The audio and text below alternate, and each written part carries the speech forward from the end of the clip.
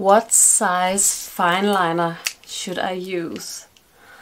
Is a question I get a lot. So this video is dedicated to just sharing the differences and when I use the different sizes.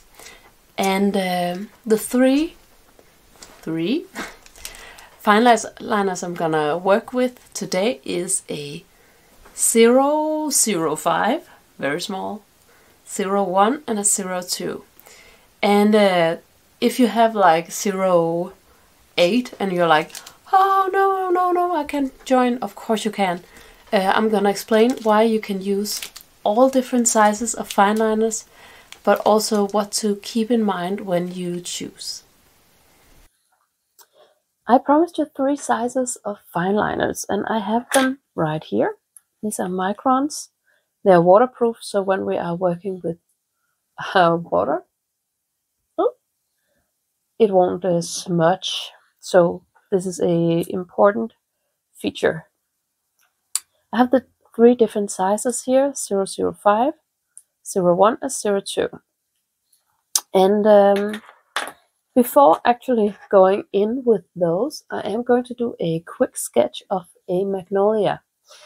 And that is just to kind of show how I go about the different sizes. So in a floral sketch. So just a quick sketch here of the petals.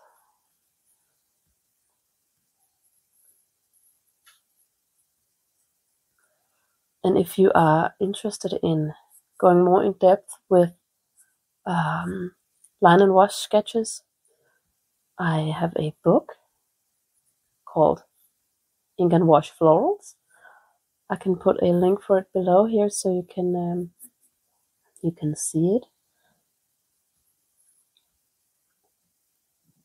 And that actually also has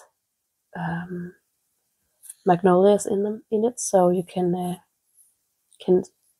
practice those even more. But this video is just about choosing the different sizes of fine liner, because there's a ton of different sizes, and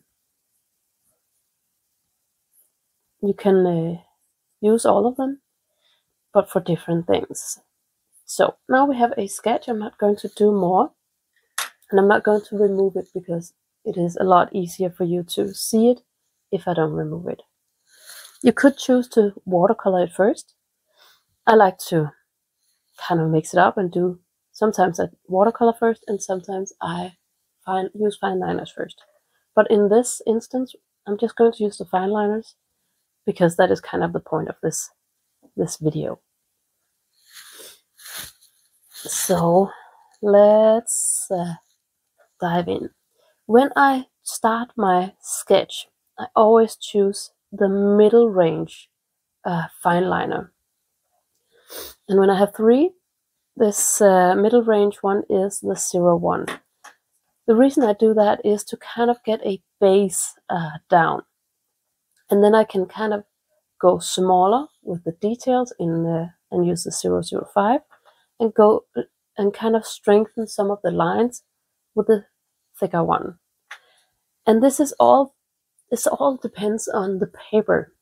So if you have kind of a very big paper, this is a small one. But if you are going bigger, then definitely go with bigger fine liners. Then you don't want to have a 001 to a 02. Then you want your range to be thicker. But the concept is still the same. Start with the middle range one and kind of maybe not do outlines, but do a quick sketch on top of your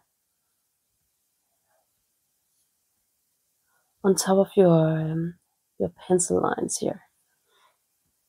And here this guidelines are great because you can see I'm not following all the way through. I'm just kind of using it as a guide. Fine liners can be so intimidating when we are using them because you can't really erase them. So That's where the pencil guides are great.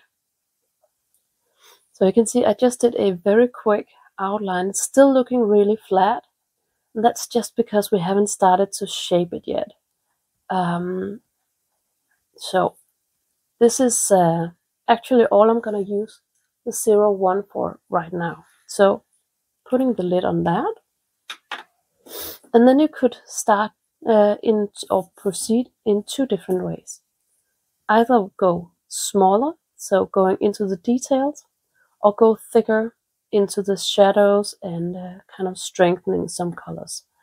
But I'm going to go thinner first. So 005. And again, if you are working in a bigger scale, then of course go with a bigger fine liner, but still keep it smaller or thinner than the first one, the outline one. So just going in here and shaping the flower with some detail lines. And you can see how this instantly creates a lot more shape than it did before. So here we go. I love to create these detail lines. I think it's so much fun. And you can just kind of keep going, but don't do that because that would overwork the piece quite a lot. And I would actually love to hear, a lot of you already got my book. I would love to hear if you got it already. You can get it from Amazon and Barnes and Nobles and a lot of other places. So if you haven't got it, you can definitely go there. But I'd love to hear if you already got it and where in the world it landed, because it's so much fun to follow it. I actually on Instagram made a map where I can I pin with sequins every time I hear where the book has landed. So that is super fun. So this was the 005, and you can see how I'm just very carefully choosing this to paint or sketch the thinner lines. And if you had a kind of the center of a flower and you wanted to do the inside of that, definitely go with that. You can always go thicker. You can always strengthen the lines afterwards. So it's easier to, especially when you're working with those very fine details, to use a thinner fine liner. And then we have finally the thick one. And here you have to be very careful, because this is where you can easily overdo it. This is to strengthen some lines. And you do this kind of where you feel like there might be shadows or overlaps, and this will kind of make your oh, this is not working really well. I did have my kids were playing with my fine liners the other day, and it's not, I don't think they all survived. You can see how you can build up the shadows here little by little, just kind of adding that dark touch to the branch. There's some it's not working really well. There's a lot of shadow on a branch because it has this bark texture. And of course we have some overlapping petals here. At this moment I'm not thinking too much about light sources and stuff like that. You can easily create without worrying too much about that. Of course, at some point you want to worry about that, but right now, just get your sketches on, and you are going to be super happy with that. Yes, I think this works really well. You can see how I've got this variation, very subtle variation in sizes of fine liner. The outline was the 01, the middle range, then going smaller on the details and thicker on the shadows. And that is all you need. Now you can add your watercolor, and you have a magnolia.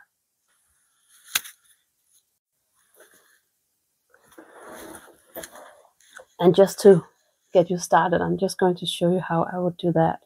Just wetting some of the petals here with clean water, adding a bit of color to this, to the base here of the flower, letting it flow into the water. This is a Quin Rose.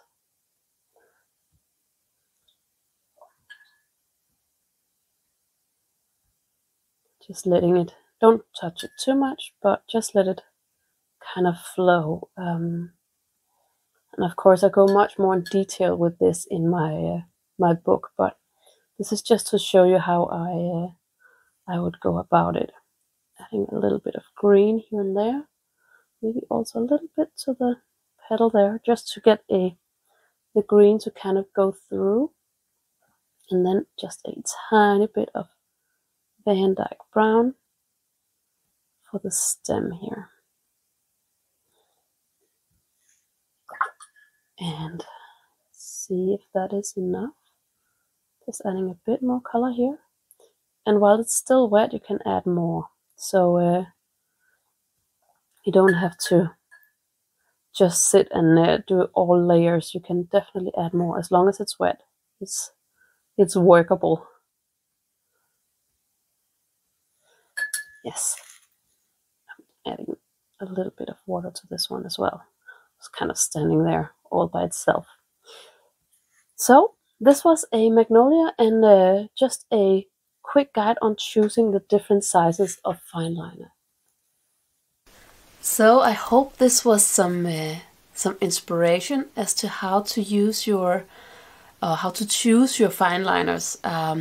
The size really matters when you are working with fineliners, and of course if you only have one, that is completely fine. Start there, and then you can when you start varying the sizes, you will get a much more interesting look. But definitely if you just have one, go with that. And varying the sizes of fineliners and just working with your fineliners in different ways can really help breathe some life into your sketches. And if you want to dive into that, I actually have a freebie with I think there's five tips to create an even more life-filled sketch. That's not a word, but you know, I think you know what I mean. You can really breathe some life into your sketches by using your fineliner in the right way. So check that out. There's a link in my bio. And of course, before I turn off the camera, all that regular YouTube stuff, you know, subscribe and like, comment. How are you? Which sizes are you using in fineliners? I'd love to hear in the comments.